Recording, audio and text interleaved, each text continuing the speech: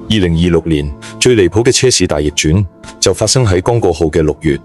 歐洲老牌汽車大本營全面回暖，但最大贏家唔係福士、寶馬、豐田呢啲紮根過百年嘅本土巨頭，反而係一路衝刺強勢突圍嘅中國車廠。你敢唔敢信？成個歐洲車市單月淨係升咗1成3，中國品牌直接暴漲1倍100，漲幅足足係大盤9倍，直接壓過喺歐洲盤踞幾十年嘅日系、歐系車廠。到底係咩原因令歐洲車市一夜變天？呢成個歐洲嘅電動化風暴，最終會邊個嘅優勢地位孔復，又會為中國汽車出海帶來全新格局？今日呢條片，我會用最全嘅一手紅葉數據、最真實嘅市場狀況，同大家拆解透呢場史詩級車市大洗牌。睇完你會徹底睇明白，而家全球汽車產業嘅權力更迭。平時有留意車市嘅朋友應該有印象，前幾年歐洲車市一直處於低迷狀態，疫情衝擊、供應鏈斷裂、晶片短缺，多重問題夾埋，令成個市場持續疲軟。所有人都以為歐洲汽車市場只會緩慢復追，甚至長期低迷。但2026年6月最新出爐嘅數據，直接推翻所有人嘅預判。根據全球權威市場研究機構 Dataforce 發佈嘅完整數據，呢份數據覆蓋歐盟、英國同歐洲自由貿易聯盟，包攬歐洲98%新車登記量，權威性完全唔使質疑。2026年6月，歐洲新車單月銷量衝到138萬架，同比大漲1成3單。睇呢個數字，大家可能冇概念，我同大家做個對比就清楚。2026年上半年，歐洲車市整體累計淨係升咗5成9。換句話講，6月單月增速足足係上半年整體增速2倍以上，亦即代表歐洲車市嘅復甦唔係慢慢回暖，而係突然爆發強勢反彈。而且呢份亮眼成績單完全超出所有投行同車廠嘅預期。要知由2026年2月開始，中東地緣衝突持續升溫，當時成個行業都陷入恐慌，幾乎所有分析師都預測地緣緊張局勢會打擊數下買車信心，打亂全球供應鏈，歐洲車市好大機會再度凍過水。瑞人頂級分析師帕特里克胡梅爾7月初媒體會議上面亦都公開坦言，之前市場所有擔憂最後全部落空，地緣衝突冇壓抑消費需求，供應鏈亦都冇大規模斷鏈，歐洲數希查買車熱情完全冇俾外部局勢影響，成個車市嘅穩性遠超所有人想象。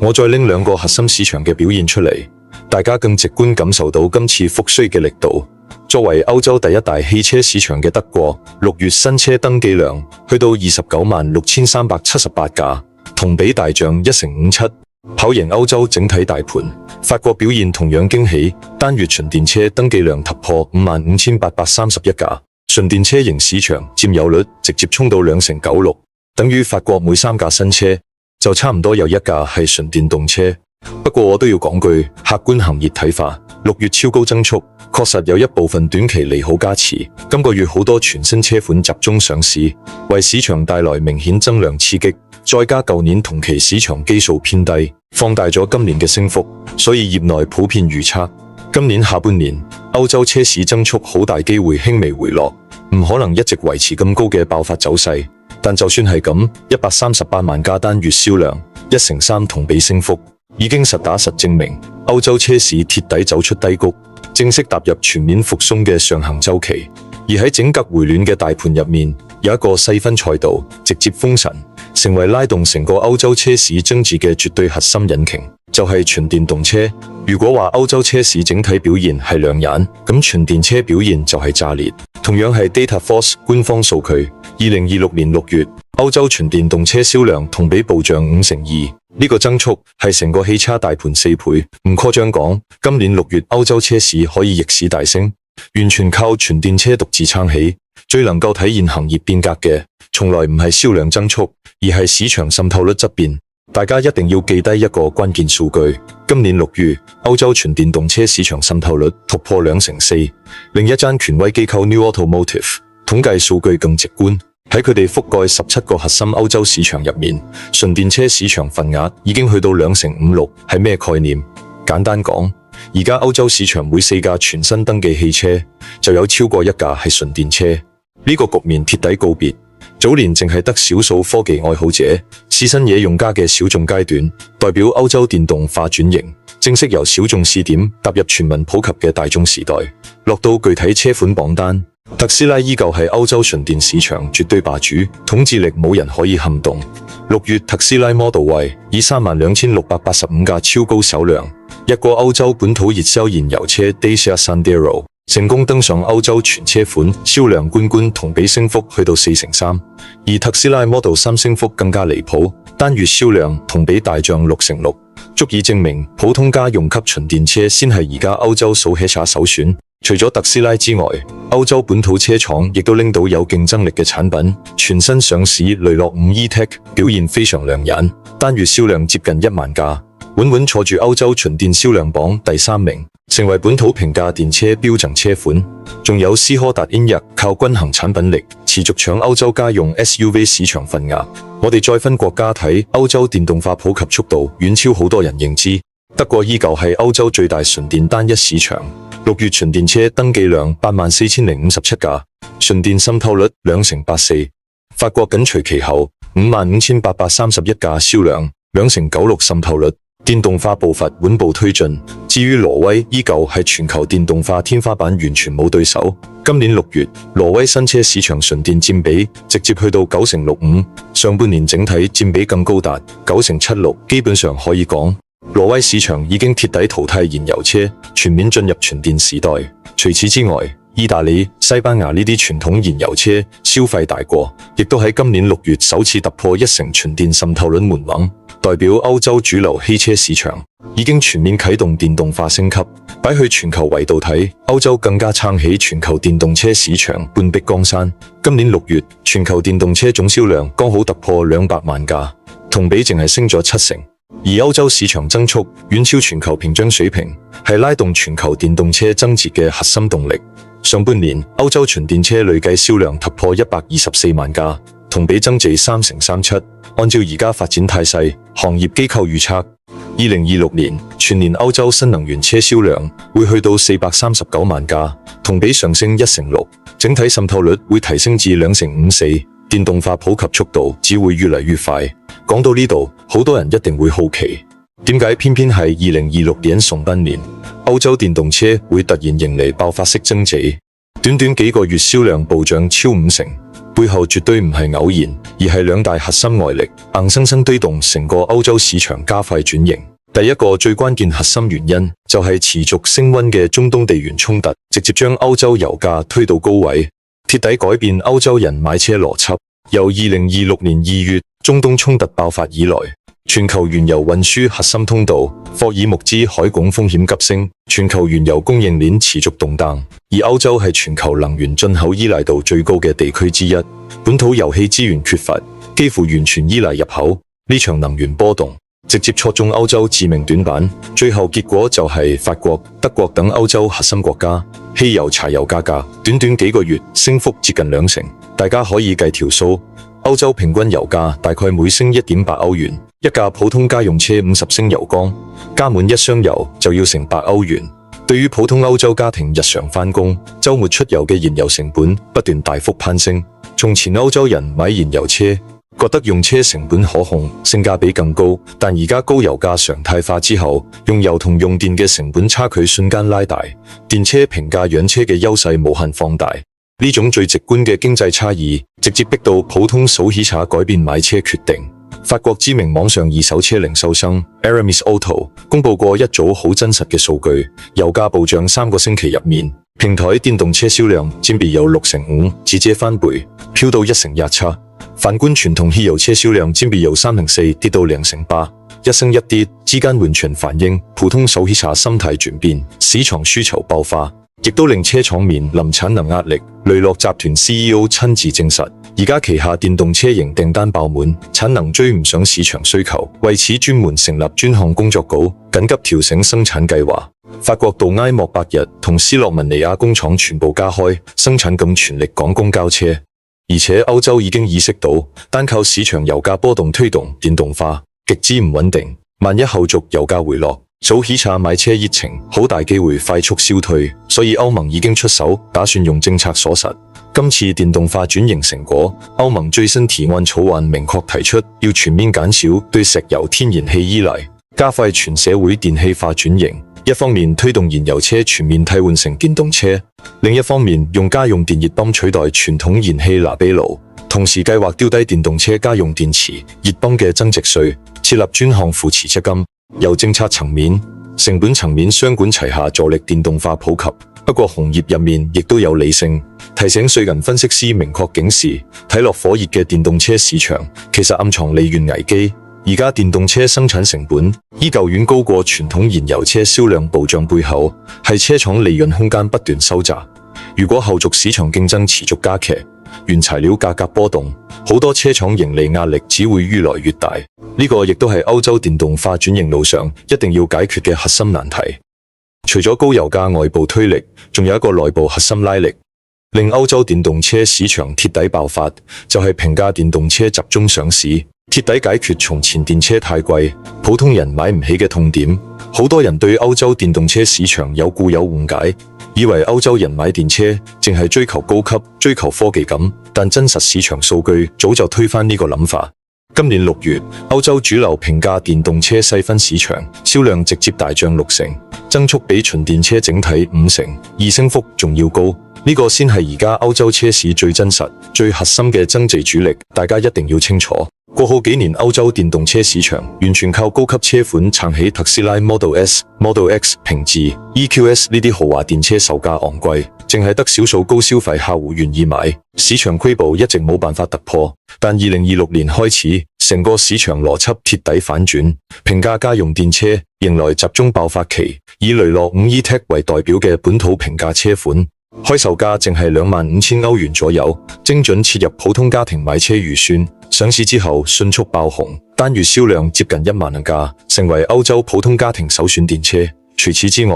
，Skoda Enyaq、Cupra Raval、Fuji ID、Polo ID Cross、Skoda E-Pure 等多款平價車款陸續上市布局，徹底豐富歐洲平價電車市場產品主陣。而喺平價賽道入面，真正降維打擊、改寫市場格局嘅，就係我哋中國品牌比亞迪、上汽名爵、奇瑞等車廠集中推出一大批售價介乎2萬至3萬歐元區間嘅純電插混車款，完美填補歐洲本土車廠嘅市場空白。講句老實說，歐洲本土車廠根本唔願意深耕廉價電車市場，低端車款利潤微薄，研發生產投入回報率太低，所以佢哋長期專注高級車款，導致歐洲平價電車市場長期供不應求。而中國車廠帶住成熟供應鏈、極致性價比、豐富配置入場，直接精準卡位，瞬間搶走大量市場份額。呢個亦都解釋到點解今年上半年歐洲平價電動車細分市場整體增至4%，但高級電動車市場淨係升1%，兩者增速差距懸殊。而家歐洲電車市場早就唔係高級車款獨腳戲，而係平價家用車主戰場。邊個做得好親民、高性價比產品，邊個就可以搶市場。喺呢直中歐洲嘅電動化全民浪潮入面，最大黑馬、最大贏家，毫無疑問就係中國汽車品牌，甚至可以講2026年係中國車廠鐵底登頂、歐洲改寫全球格局嘅元年。我直接拎一組最震撼、最有說服力嘅數據出嚟。2026年6月，中國品牌喺歐洲市場新車銷量同比暴漲1倍100。大家可以對比下，歐洲整體車市升幅1成3，中國品牌升幅足足係大盤9倍，壓過所有日系、歐系車廠。而家歐洲市場中國車廠第一梯隊已經形成上汽名爵、比亞迪、奇瑞三足鼎立嘅激烈競爭格局，三間互相拱嘅程度完全超出大家想象。6月上汽名爵以38,640架銷量，暫時微弱領先排中國品牌第一位，比亞迪緊隨其後，銷量38,300架，兩者差距淨係得340架，幾乎不分伯仲。下個月隨時可以反超奇瑞，以35,228架銷量穩坐第3名。呢三間頭部車廠合共佔據中國品牌喺歐洲總銷量6%，係中國汽車出海絕對主力。而且三間車廠打法完全唔同，各有優勢，形成全方位無死角嘅合圍攻勢。上汽名爵靠自身百年英倫品牌底鏈，喺英國西歐核心市場深耕多年，渠道鋪設完善，用家認知度高，一直堅持燃油、新能源雙線並行，市場輸出極之穩定，基本盤非常廣實。比亞迪優勢在於完整產品矩陣，純電插混雙線發力，覆蓋平價家用、中高級全線賽道冇短板，再加匈牙利海外工廠即將投產。本土化報告落地之後，比亞迪喺歐洲嘅成本優勢、供貨優勢會進一步放大。後續增速只會越嚟越快。奇瑞主打差異化下沉市場，重點深耕中東歐、南歐市場，透過 J.Crew、歐蒙達、捷途等多個子品牌錯位競爭，同時覆蓋平價家用同高級新能源賽道，精準拿捏歐洲下沉市場消費需求，更加能夠體現中國車廠崛起嘅係市場份額質變。今年6月，中國品牌已經佔歐洲新車總銷量1/1，喺歐洲純電車市場佔比去到1/5。如果將插混、油電、混合動力車款一齊統計，中國品牌已經搶走歐洲混合動力市場接近4分1份額。仲有一個歷史性里程碑數據，一定要同大家分享。根據歐洲汽車製造商協會 ACEA 5月發布官方數據，中國車廠喺歐洲31個國家總銷量正式超越日系車廠，5間中國車廠合計銷量13.84萬架，同比大漲6%。而6間日系車廠合計銷量13.04萬架，同比下跌3%。幾十年以來，中國汽車品牌第一次喺歐洲市場正式壓過日系車廠，徹底改寫歐洲汽車市場競爭格局。呢個絕對係中國汽車全球化進程入面里程碑式重大突破。當然，我哋都要客觀認清現實，唔好盲目自大。而家福士集團、Stellantis、雷諾3大歐洲本土巨頭依舊穩穩坐住歐洲乘用車市場前3名，3間合共市佔率接近50%，本土車廠根基仍然深厚。中國品牌而家仲處於份額持續爬坡嘅上升階段，想真正登頂，仲需要長期深耕。但唔可否認，屬於中國汽車嘅時代已經正式拉開序幕。睇完中國品牌全面爆發，我哋再睇成個歐洲車市嘅動力，結果分化。睇完你就會徹底明白，燃油車衰退已經係唔可以逆轉嘅定局。而家歐洲車市已經形成新能源全面上升，燃油車持續大跌嘅極端分化格局，完全冇中間地帶。今年6月，插電混合動力車銷量同比上升2%，油電混合動力車銷量甚至升2%類。混合動力車維持穩定增持，持續搶市場份額。而喺混合動力賽道，中國品牌同樣統治力十足。DataForce 數據顯示，6月中國車廠佔歐洲插混車總交貨量4/4，創下歷史新高紀錄。其中比亞迪 Atto2以10,402架單月銷量，成為歐洲最暢銷插混車群，直接霸榜。我同大家拆解一個行業深層邏輯，點解中國插混車款喺歐洲會突然爆火？核心原因就係關稅政策紅利。而家歐盟正係對中國製造純電動車徵收高額關稅，暫時冇將插混車款納入徵稅範圍，所以國內車廠都把握窗口期，全力出口插混車款搶歐洲市場。喺關稅政策全面落地之前，鐵底站穩陣腳。反觀燃油車市場，情況可以用慘淡形容，衰退速度遠超所有人預期。今年6月，歐洲燃油乘用車銷量整體下跌2%，當中柴油車直接大跌。一程下拉長時間維度睇，趨勢更加明顯。今年5月，歐洲汽油車銷售量同比下跌2%，柴油車下跌1%，燃油車整體市場份額已經跌破3%，相較舊年同期直接縮細8個百分點。曾經雄霸歐洲嘅柴油車，而家更加瀕臨淘汰。今年1到5月，英國市場柴油車市場份額淨係得4%8，同比再跌7%。福士已經正式喺英國市場停售高爾夫 TDI 柴油版本，主動放棄柴油賽道。紅業數據顯示，而家歐洲汽油、柴油新車合計登記量已經跌破40%。摩根士丹利更加發出預警，歐洲柴油庫全跌到11年以來最低水平，未來幾個月好大機會持續走低。柴油車退出已經進入倒數階段，呢一組此消彼長嘅數據已經講得好清楚。歐洲汽車市場電動化轉型早就唔係靠政策補貼強行推動，而係實打實市場選擇，數起查自發揀。燃油車特別係柴油車正俾市場加速淘汰，徹底退出主流消費市場。呢個已經係唔可以逆轉嘅行業大勢。除咗比亞迪、奇瑞、上汽呢啲頭部老牌車廠，今年上半年中國新能源新勢力喺歐洲市場表現同樣炸裂，實現3位數爆發式增值，形成梯隊式出海全新格局。首先係零跑汽車，絕對係今年歐洲車市最大黑馬，靠 Stellantis 集團覆蓋全歐洲成熟經銷商網絡零跑。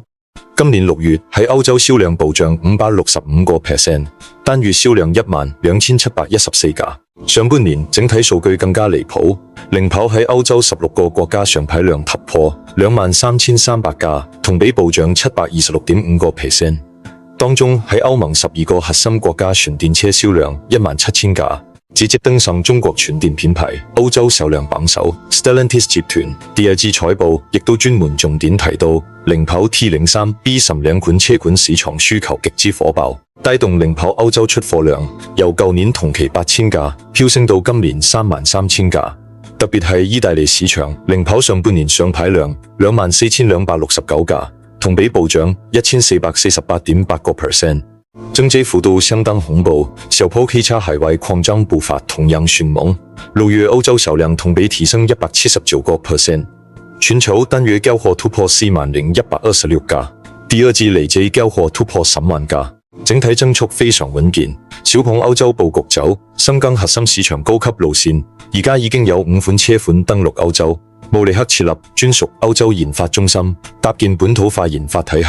同時合作超過150間經銷商鋪設完善線下銷售服務網絡。7月中旬，小鵬喺慕尼黑舉行品牌日，正式發布 In Europe for Europe 歐洲專屬戰略，精準對應歐洲市場需求，向歐洲汽車工業核心腹地正面進攻。寶能方面，小鵬計劃去到2028年喺歐洲鋪設超過4000座自營超充站，徹底解決歐洲用家補電痛點，完善生態佈局。吉利旗下品牌整體表現同樣亮眼，呈現全面爆發態勢。捷克6月歐洲銷量暴漲303%，單月銷量1097架，增速非常迅猛。吉利母品牌正式登陸歐洲市場，首個月就賣出3837架，開局即共豐平治持股50%嘅 Smart 品牌6月銷量上升85%，去到2225架。透過整合富豪激卡、Smart 吉利多品牌矩陣，吉利集團已經喺歐洲完成由高級豪華終端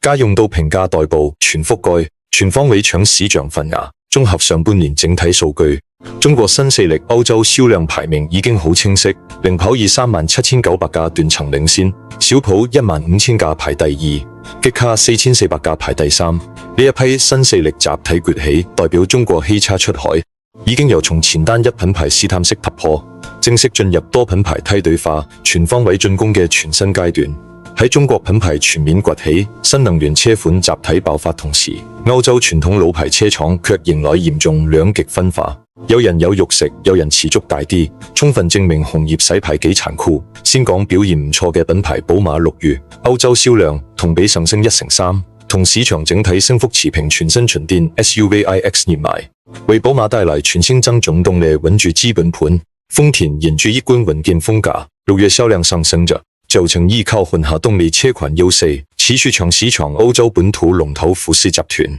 6月整體銷量上升7成6，旗下子品牌表現非常亮眼 ，Cobra 上1成6，西亞特上升1成5，Mini 品牌直接大漲3成6，菲亞特升幅2成6，靠多品牌矩陣穩住本土市場優勢地位。但更多傳統車廠正被時代淘汰，銷量持續下滑。平治6月銷量同舊年同期完全持平，完全跑輸大盤，增值發力問題徹底暴露。日系品牌整體告敗更加明顯，日產6月銷量下跌5成5，福特下跌7成9，三菱直接大跌。3成豪華品牌同小眾品牌同樣低迷，愛化羅密歐下跌1成9 ，DS 路華雙雙下跌1成1。如果將視野拉去全球，德國傳統車廠危機更加嚴重。根據 CAM 機構最新報告，2026年上半年全球20大車廠整體銷量下跌2成8，當中福士、寶馬、平治3大德國巨頭全部出現全球銷量下滑。曾經雄霸全球嘅德系車廠，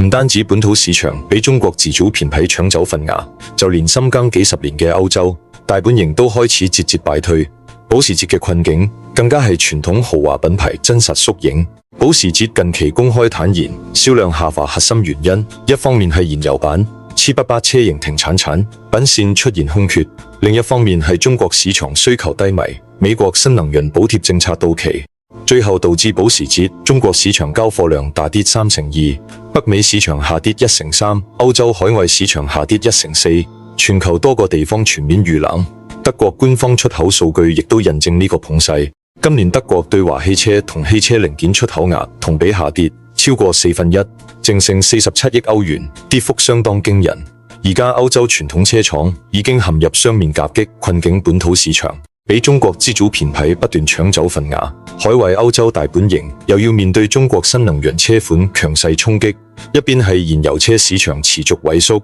一邊係新能源轉型節奏緩慢，再加中國品牌降維打擊，傳統車廠黃金時代已經鐵底完結。講到呢度，成個2026年6月歐洲車市大變局，大家應該鐵底睇明白。地緣衝突推高油價，平價電車集中上市，中國品牌強勢出海，三大核心因素夾埋，鐵底改寫歐洲以至全球汽車產業格局。從前我哋買國產車係揀性價比，